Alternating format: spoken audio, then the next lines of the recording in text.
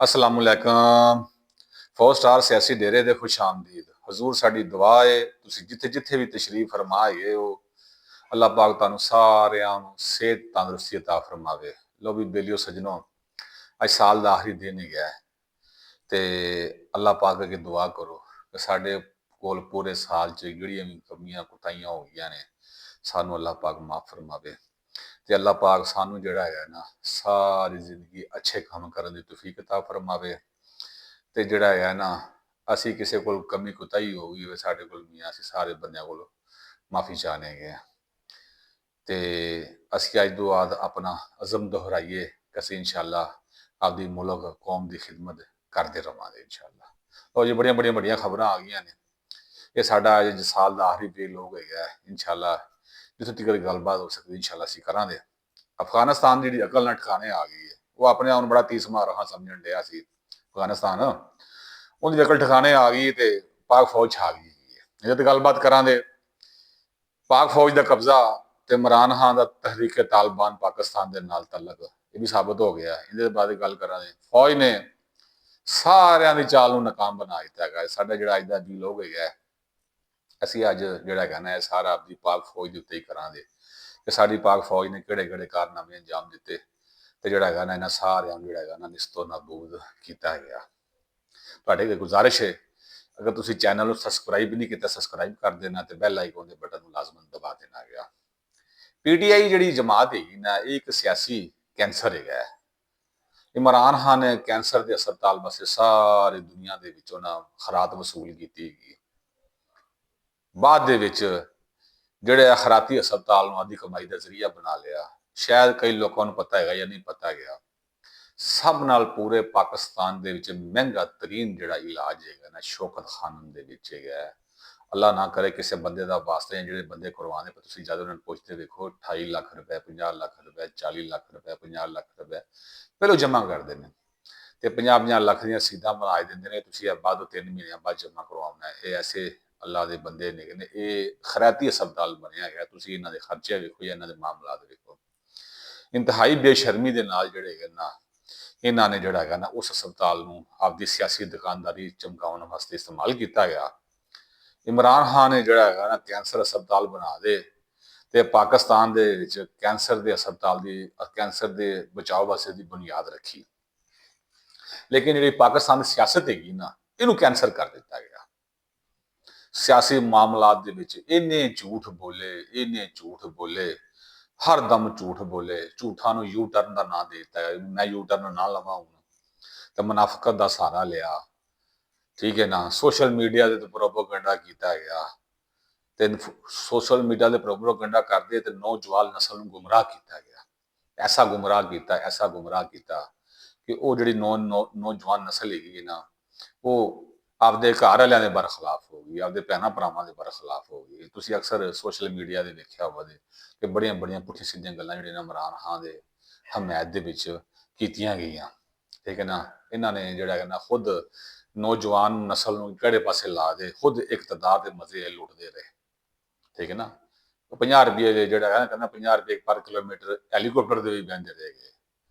50 ਰੁਪਈਆਂ ਦੇ ਵਿੱਚ ਪਰ ਕਿਲੋਮੀਟਰ ਹੈਲੀਕਾਪਟਰ ਉੱਡਦਾ ਰਿਹਾ ਗਿਆ ਇਹਨਾਂ ਦੇ ਦੌਰ ਦੇ ਵਿੱਚ। ਤੇ ਜਿਹੜੇ ਇਹਨਾਂ ਦੇ ਮੁਖਾਲਫੀਨ ਸਨ ਉਹਨਾਂ ਦੇ ਚੋਰ ਦੇ ਇਲਜ਼ਾਮਾਤ ਲਾਉਂਦੇ ਰਹੇ ਗਏ। ਉਹ ਚੋਰ ਸਾਬਤ ਹੋਏ ਜਾਂ ਨਾ ਹੋਏ, ਲੇਕਿਨ ਖੁਦ ਕੜੀ ਚੋਰ ਸਾਬਤ ਹੋ ਗਿਆ। ਖੁਦ ਇਹਨਾਂ ਨੇ ਬੇਪਨਾਹ ਕਰਪਸ਼ਨ ਕੀਤੀ। ਮੁਲਕੀ ਤਾਰੀਖ ਦੇ ਵਿੱਚ 70 ਸਾਲਾਂ ਦੇ ਵਿੱਚ ਸਾਰਿਆਂ ਜਿੰਨੇ ਵੀ ਵਜ਼ੀਰ ਆਜ਼ਮ ਆਏ ਨੇ, ਕਾਇਦ ਆਜ਼ਮ ਤੋਂ ਲੈ ਕੇ ਹੁਣ ਤੱਕ ਜਿੰਨੇ ਵਜ਼ੀਰ ਆਜ਼ਮ ਆਏ ਸਨ, ਉਹਨਾਂ ਸਾਰਿਆਂ ਨੇ ਉਹਨਾਂ ਕਰਜ਼ਾ ਲਿਆ। ਇਸ ਬੰਦੇ ਨੇ ਇਕੱਲੇ ਨੇ 3.5 ਸਾਲ ਦੇ ਅਰਸੇ 'ਚ ਉਹਨਾਂ ਕਰਜ਼ਾ ਲਿਆ ਹੈਗਾ।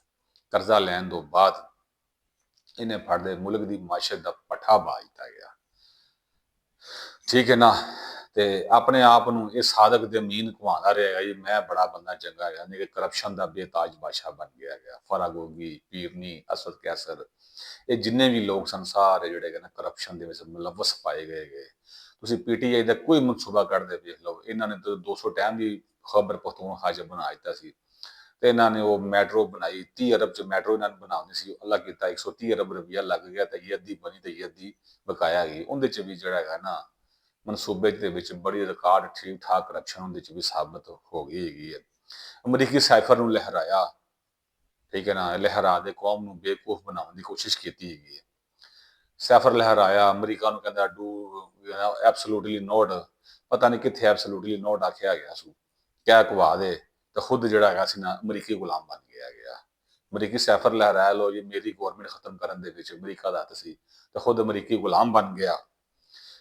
ਤੇ ਜਿਹੜਾ ਹੈਗਾ 9 ਮਈ ਦੇ ਮਾਮਲਾਤ ਦੇ ਵਿੱਚ ਮੁਲਵਸ ਹੋ ਦੇ ਕੌਮ ਦੇ ਬੱਚਿਆਂ ਨੂੰ ਬੇਯਾਰੋ ਮਦਦਗਾਰ ਛੱਡ ਦਿੱਤਾ ਗਿਆ, ਇਹਨਾਂ ਨੂੰ ਗੁੰਮਰਾਹ ਕੀਤਾ ਗਿਆ। ਠੀਕ ਹੈ ਨਾ, ਔਰ ਤਰੀਕੇ ਤਾਲਿਬਾਨ ਦੇ ਲੋਕਾਂ ਨੂੰ ਇੱਥੇ ਲਿਆ ਦੇ, ਆਪਦੇ ਦੌਰੇ ਇਕਤਦਾਰ ਦੇ ਵਿੱਚ ਉਹਨਾਂ ਨੂੰ ਲਿਆ ਦੇ ਇੱਥੇ ਪਾਕਿਸਤਾਨ ਦੇ ਵਿੱਚ ਵਸਾਇਆ, ਤੇ ਪਾਕਿਸਤਾਨ ਦੇ ਵਿੱਚ ਆਉਣ ਦੇ ਦਹਿਸ਼ਤਗਰਦੀ ਨੂੰ ਹਵਾ ਦਿੱਤੀ, ਤੇ ਪਾਕਿਸਤਾਨ ਦੇ ਵਿੱਚ ਦਹਿਸ਼ਤਗਰਦੀ ਦੇ ਅੱਡੇ ਜਿਹੜੇ ਨਾ ਇਹਨਾਂ ਨੇ ਤਰੀਕੇ ਤਾਲਿਬਾਨ ਨੇ ਆਉਣ ਦੇ ਇੱਥੇ ਆਪਣੇ ਬੇਪਨਾਹ ਕੈਂਪ ਬਣਾਏ। ਠੀਕ ਹੈ ਨਾ, ਤੇ ਪਾਕ ਫੌਜ ਨੂੰ ਇਹਨਾਂ ਨੇ ਬਦਨਾਮ ਕੀਤਾ ਗਿਆ। ਪਾਕ ਫੌਜ ਨੂੰ ਬਦਨਾਮ ਕਰਨ ਦੀ ਜਿਹੜੀ ਆਲਮੀ ਸਾਜ਼ਿਸ਼ਾਂ ਨਾ, ਉਹਦਾ ਇਹ ਬੰਦਾ ਸਾਜ਼ਿਸ਼ਾਂ ਵਿੱਚ ਮੁਲਵਸ ਹੋ ਗਿਆ। ਤੇ ਉਹ ਜਦੋਂ ਇਹ ਆਇਆ ਤੇ ਜਦੋਂ ਇਹ ਵਜ਼ੀਰ ਆਜ਼ਮ ਬਣਿਆ, ਇਹਨੇ ਹਰ ਮੁਲਕ ਦੇ ਨਾਲ ਸਾਡੇ ਤਲਕਾਤ ਨੂੰ ਖਰਾਬ ਕੀਤਾ ਗਿਆ। ਠੀਕ ਹੈ ਨਾ, ਸਾਊਦੀ ਅਰਬ ਔਰ ਚੀਨ ਤੇ ਮੁਤਹਿਦਾ ਅਰਬ ਅਮਾਰਾਤ ਦੇ ਨਾਲ ਸਾਡੇ ਤਲਕਾਤ ਨੂੰ ਖਰਾਬ ਕੀਤਾ। ਆਪਣੇ ਆਪ ਨੂੰ ਆਲਮ ਇਸਲਾਮ ਦਾ ਲੀਡਰ ਸਾਬਤ ਕਰਨ ਦੀ ਕੋਸ਼ਿਸ਼ ਕਰਦਾ ਰਹੇਗਾ ਜੀ, ਮੈਂ ਬੜੀ ਗੱਲ ਹੈ ਜੀ, ਮੇਰਾ ਬੜਾ ਕੁਛ ਹੈਗਾ। ਔਰ ਪਾਕਿਸਤਾਨ ਦੀ ਸਾਲਮੀਅਤ ਨੂੰ ਨੁਕਸਾਨ ਪਹੁੰਚਾਇਆ ਗਿਆ। ਕੈਂਸਰ ਦਾ ਹਸਪਤਾਲ ਬਣਾ ਦੇ। ਠੀਕ ਹੈ ਨਾ, ਪਾਕਿਸਤਾਨ ਨੂੰ ਕਿ ਉਹ ਪਾਕਿਸਤਾਨ ਦੀ ਹਿਫਾਜ਼ਤ ਸੀ, ਪਾਕਿਸਤਾਨ ਦੀ ਸਾਲਮੀਅਤ ਸੀ, ਉਹਨੂੰ ਕੈਂਸਰ ਜ਼ਿਆਦਾ ਕਰ ਦਿੱਤਾ ਗਿਆ। ਅਸੀਂ ਆਪਦੇ ਕੌਮੀ ਅਦਾਰਿਆਂ ਨੂੰ, ਪਾਕ ਫੌਜ ਨੂੰ ਤੇ ਆਪਦੇ ਜਿਹੜੇ ਸਿਕਿਉਰਿਟੀ ਅਦਾਰੇ ਅਸੀਂ ਉਹਨਾਂ ਨੂੰ ਸਲਾਮ ਪੇਸ਼ ਕਰਨੇ ਆ, ਜਿਨ੍ਹਾਂ ਨੇ ਜਾਨਾਂ ਦਾ ਨਜ਼ਰਾਨਾ ਦੇ ਤੇ ਮੁਲਕ ਦੀ ਸਾਲਮੀਅਤ ਨੂੰ ਬਚਾਇਆ ਗਿਆ ਔਰ ਆਲਮੀ ਸਤ੍ਹਾ ਦੇ ਉੱਤੇ ਮੁਲਕ ਦਾ ਵਕਾਰ ਬੁਲੰਦ ਕੀਤਾ ਗਿਆ। ਹੁਕੂਮਤ ਨੇ 26ਵੀਂ ਆਇਨੀ ਤਰਮੀਮ ਮਨਜ਼ੂਰ ਕੀਤੀ ਸੀ, ਤੁਹਾਨੂੰ ਉਹਦੇ ਵਿੱਚ 26ਵੀਂ ਆਇਨੀ ਤਰਮੀਮ ਦੇ ਕਾਫੀ ਜ਼ਿਆਦਾ ਸੀ ਵੀ ਲੋਕ ਕੀਤੇ ਗਏ। 26ਵੀਂ ਆਇਨੀ ਤਰਮੀਮ ਮਨਜ਼ੂਰ ਹੋਣ ਤੋਂ ਬਾਅਦ ਹਰ ਬੰਦਾ ਆਪਣੀ ਹਦੂਦ ਦੇ ਵਿੱਚ ਹੋ ਗਿਆ, ਹਰ ਅਦਾਰਾ ਆਪਣੀ ਹਦੂਦ ਦੇ ਵਿੱਚ। ਅੱਗੇ ਅਦਲੀਆ ਦੇ ਵਿੱਚ ਮੁੰਤਖਬ ਵਜ਼ੀਰ ਆਜ਼ਮ ਨੂੰ ਸੱਦਿਆ ਜਾਂਦਾ ਸੀ, ਇੱਧਰ ਆਪ ਵੀ ਉਹਨੂੰ ਚਲਤਾ ਕਰਦੇ ਸਨ। ਇੱਕ ਆਮ ਜਿਹੜਾ ਹੈਗਾ ਸੀ, ਮਿਸਾਲ ਦੇ ਤੌਰ ਤੇ ਇੱਕ ਚੀਫ ਜਸਟਿਸ ਸੀ ਜਾਂ ਕਿ ਜਸਟਿਸ ਸੀਗਾ, ਉਹ ਕਿਸੇ ਵੀ ਮਾਮਲਾ ਦੇ ਵਿੱਚ ਗੌਰਮੈਂਟ ਨੂੰ ਸੋਮੋਟੋ ਐਕਸ਼ਨ ਲੈ ਦੇ, ਸੋਮੋਟੋ ਐਕਸ਼ਨ ਨੂੰ ਖਤਮ ਕਰ ਦਿੱਤਾ ਗਿਆ। ਠੀਕ ਹੈ ਨਾ, ਹੁਕੂਮਤ ਨੇ 26ਵੀਂ ਆਇਨ ਮਨਜ਼ੂਰ ਕਰਦੇ ਅਦਲੀਆ ਦੇ ਵਕਾਰ ਨੂੰ ਬਹਾਲ ਕੀਤਾ ਗਿਆ। ਅਗਰ ਇਹ 26ਵੀਂ ਆਇਨੀ ਤਰਮੀਮ ਮਨਜ਼ੂਰ ਨਾ ਹੁੰਦੀ ਤੇ ਇਮਰਾਨ ਖਾਨ ਦਾ ਜਿਹੜਾ ਫੈਲਾਇਆ ਕੈਂਸਰ ਸੀ ਨਾ, ਮੁਲਕ ਵ ਕੌਮ ਨੂੰ ਬਰਬਾਦ ਕਰ ਦਿੱਤਾ ਗਿਆ। ਠੀਕ ਹੈ, ਚੱਲਦੀ ਗੌਰਮੈਂਟ ਨੂੰ ਆਏ ਦਿਨ ਕਈ ਸਰਬਰਾਹਾਂ ਨੂੰ ਅਦਾਲਤ ਦੇ ਵਿੱਚ ਤਲਬੀ ਹੁੰਦੀ, ਟੀਵੀ ਦੇ ਉੱਤੇ ਆਉਂਦੇ, ਠੀਕ ਹੈ ਨਾ, ਬਰੇਕਿੰਗ ਨਿਊਜ਼ ਚੱਲਦੀ ਤੇ ਚਲਦੀ ਚਲਾਈ ਗੌਰਮੈਂਟ ਨੂੰ ਫਾਰਗ ਕਰ ਦਿੱਤਾ ਜਾਂਦਾ। ਅਹਿਮ ਜਿਹੜੇ ਮਨਸੂਬੇ ਸਨ ਉਹਨਾਂ ਨੂੰ ਰੋਕ ਦਿੱਤਾ ਜਾਂਦਾ ਗਿਆ। ਅੱਜ ਜਿਹੜੇ ਕੋਈ ਕਾਰੋਬਾਰੀ ਮਾਮਲਾ ਚੱਲ ਰਹੇ ਹੈਗੇ ਨੇ, ਇਹਨਾਂ ਨੂੰ ਮੁਕੰਮਲ ਖਤਮ ਕਰ ਦਿੱਤਾ ਜਾਂਦਾ ਗਿਆ।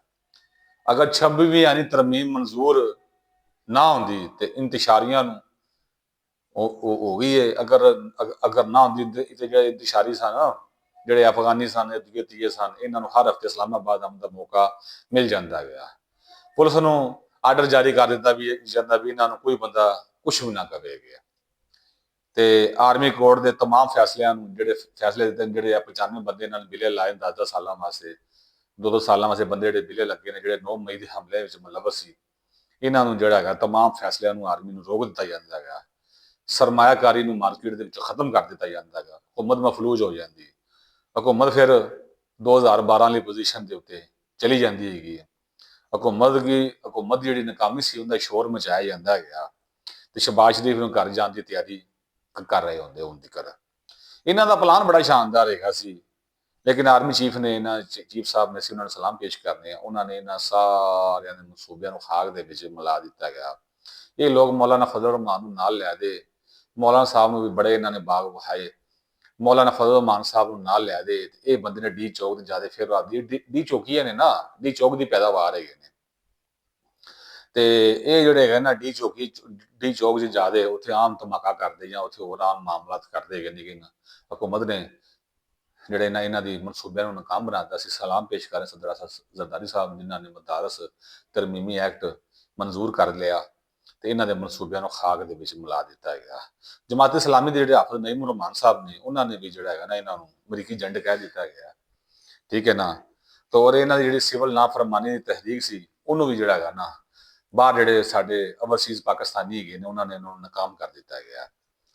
ਪਾਰਾ ਚਨਾਰ ਦੀ ਜਿਹੜੀ ਵਜ੍ਹਾ ਹੈਗੀ ਨਾ, ਪਾਰਾ ਚਨਾਰ ਦੀ ਵਜ੍ਹਾ ਤੋਂ ਜਿਹੜਾ ਅਫਗਾਨਿਸਤਾਨ ਸੀ ਨਾ, ਉਹਨੂੰ ਪਾਕਿਸਤਾਨ ਉੱਤੇ ਹਮਲੇ ਦਾ ਮੌਕਾ ਮਿਲਿਆ। ਪਾਕਿਸਤਾਨ ਦਾ ਜ਼ਬਰਦਸਤ ਜਵਾਬ ਦਿੱਤਾ ਗਿਆ।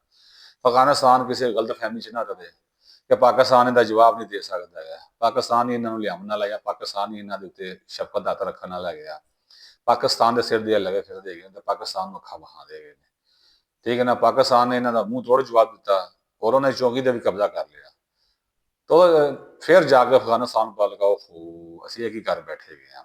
ਫਿਰ ਉਹਨਾਂ ਨੇ ਹੁਕੂਮਤ ਪਾਕਿਸਤਾਨ ਅੱਗੇ, ਪਾਕ ਫੌਜ ਅੱਗੇ ਗੁਜ਼ਾਰਿਸ਼ ਕੀਤੀ, ਸੀਜ਼ ਫਾਇਰ ਦੀ ਦਰਖਾਸਤ ਕੀਤੀ ਗਈ। ਠੀਕ ਹੈ ਨਾ। ਉਹਨਾਂ ਨੇ ਦਰਖਾਸਤ ਮਨਜ਼ੂਰ ਕਰ ਲਿਆ। ਅਫਗਾਨਿਸਤਾਨ ਸਾਨੂੰ ਬਾਰ-ਬਾਰ ਬੜੇ ਧਮਕੀਆਂ ਲਾਉਂਦਾ ਸੀ, ਸਾਨੂੰ ਅਮਰੀਕੀ ਤੇ ਰੂਸ ਦੀਆਂ ਸਾਨੂੰ ਧਮਕੀਆਂ ਲਾਉਂਦੇ ਕਿ ਅਸੀਂ ਅਮਰੀਕੀਆਂ ਨੂੰ ਛੱਡਿਆ, ਅਸੀਂ ਰੂਸ ਨੂੰ ਛੱਡਿਆ। ਤੁਸੀਂ ਕੀ ਕੀਤਾ ਗਿਆ? ਫਿਰ ਤਾਂ ਬੰਦਾ ਇਹਨਾਂ ਨੂੰ ਬਾਅਦ ਵਿੱਚ ਪੁੱਛਿਆ ਕਿਹੜੇ ਤੁਸੀਂ ਜੰਗ ਤੁਸੀਂ ਗਏ ਵਾਰਦਾਤੀ ਹੈ। ਠੀਕ ਹੈ ਨਾ। ਵਾਰਦਾਤ ਲਾਈ ਤੇ ਚਲੇ ਗਏ। ਉਹਨਾਂ ਨੇ ਕਿਹਾ ਵੀ ਅਸੀਂ ਕਿਹੜੀ ਕੌਮ ਨਾਲ ਸਾਡਾ ਵਾਸਤਾ ਪੈ ਗਿਆ ਹੈਗਾ। ਠੀਕ ਹੈ ਨਾ। ਤੇ ਇਹ ਜੋ ਸਾਡੇ ਨਾਲ ਇਹਨਾਂ ਦੀ ਦੂਬ ਜੰਗ ਹੋਈ, ਸਾਹਮਣੇ ਜੰਗ ਹੋਈ ਤੇ ਇੱਕ ਰਾਤ ਵੀ ਨਹੀਂ ਖਲੋ ਸਕੇ ਹੈ। ਵੱਡੇ ਜਵਾਨ ਵੇਖ ਤੂੰ ਇਹਨਾਂ ਨੂੰ ਹੈ। ਔਰ ਉੱਥੋਂ ਨਾ ਸਾਰਾ ਕੁਝ ਛੱਡ ਦੇ, ਜਿਵੇਂ ਪੰਜਾਬੀ ਦੀ ਗੱਲ ਸੁੱਤਣਾ ਵੀ ਛੱਡ ਦੇ, ਉੱਥੋਂ ਨੱਸ ਗਏ ਹੈਗੇ। ਤੇ ਸਾਰੇ ਬੰਦੇ ਸ਼ਲਵਾਰਾਂ ਛੱਡ ਦਿਆ ਤੇ ਨੱਸ ਗਏ। ਅਸੀਂ ਹੁਕੂਮਤ ਪਾਕਿਸਤਾਨ ਨੂੰ ਦਰਖਾਸਤ ਕਰਨੇ ਆ। ਹੁਕੂਮਤ ਪਾਕਿਸਤਾਨ ਨੇ ਇਹਨਾਂ ਦੀ ਦਰਖਾਸਤ ਨੂੰ ਮਨਜ਼ੂਰ ਕੀਤਾ ਤੇ ਸੀਜ਼ ਫਾਇਰ ਦਾ ਜਿਹੜਾ ਹੈ ਨਾ ਆਪਣਾ ਗੋਲੀਆਂ ਰੋਕਣ ਦਾ ਐਲਾਨ ਕਰ ਦਿੱਤਾ ਗਿਆ। ਕੱਲ ਜਿਹੜਾ ਹੈਗਾ ਨਾ ਨਵੇਂ ਸਾਲ ਦੇ ਨਵੇਂ ਦਿਨ ਹੁਕੂਮਤ ਪਾਕਿਸਤਾਨ ਜਿਹੜੀ ਹੈਗੀ ਨਾ ਆਪਦੇ ਨਵੇਂ ਵਿਜ਼ਨ ਦਾ ਐਲਾਨ ਕਰਦੀ ਵੀ ਕਿ 5 ਸਾਲਾਂ ਦੇ ਵਿੱਚ ਜਿਹੜੇ ਬਰਾਮਦਾਤ ਹੈਗੀ ਨਾ ਉਹਨੂੰ $60 ਅਰਬ ਦੀ ਕਰ ਲੈ ਜਾਇਆ ਜਾਵੇ। ਔਰ ਮੁਲਕੀ ਸਾਲਮੀਅਤ ਦੇ ਵਿੱਚ ਜਾਂ ਕਾਰੋਬਾਰੀ ਮਾਮਲਾ ਦੇ ਵਿੱਚ ਬੜੇ ਅਹਿਮ ਫੈਸਲੇ ਹੋਣਗੇ। ਇਨਸ਼ਾਅੱਲਾ ਜਿਹੜਾ ਨਵਾਂ ਸਾਲ ਆਉਣ ਵਾਲਾ ਹੈ ਸਾਡੀ ਮੁਲਕ ਦੀ ਤੇ ਕੌਮ ਦੀ ਤਰੱਕੀ ਦਾ ਸਾਲ ਹੋਵੇ। ਅਸੀਂ ਦੁਆਗੂ ਹੈਗੇ ਹਾਂ ਕਿ ਸਾਡਾ ਜਿਹੜਾ ਹੈਗਾ ਨਾ ਮੁਲਕ ਜਿਹੜਾ ਹੈਗਾ ਨਾ ਦਿਨ ਦੁਗਣੀ ਤੇ ਰਾਤ ਚੌਗੁਣੀ ਤਰੱਕੀ ਅੱਲਾਹ ਪਾਕ ਇਹਨੂੰ ਦੇਵੇ। ਅੱਲਾਹ ਪਾਕ ਸਾਡੀ ਪਾਕ ਫੌਜ ਨੂੰ ਸਲਾਮਤ ਰੱਖੇ। ਔਰ ਜਿਹੜੇ ਵੀ ਮਾਮਲਾਤ ਹੈਗੇ ਸਾਨੂੰ ਅੱਲਾਹ ਪਾਕ ਇਹਨਾਂ ਦੇ ਦੁਸ਼ਮਣਾਂ ਦੇ ਸ਼ਰ ਤੋਂ ਬਚਾਵੇ। ਅੱਲਾਹ ਪਾਕ ਸਾਨੂੰ ਸਾਰਿਆਂ ਨੂੰ ਤੁਹਾਨੂੰ ਸਿਹਤ ਤੰਦਰੁਸਤੀ ਅਤਾ ਫਰਮਾਏ। ਬਹੁਤ ਬਹੁਤ ਸ਼ੁਕਰੀਆ। ਅਸਲਾਮ ਅਲੈਕੁਮ।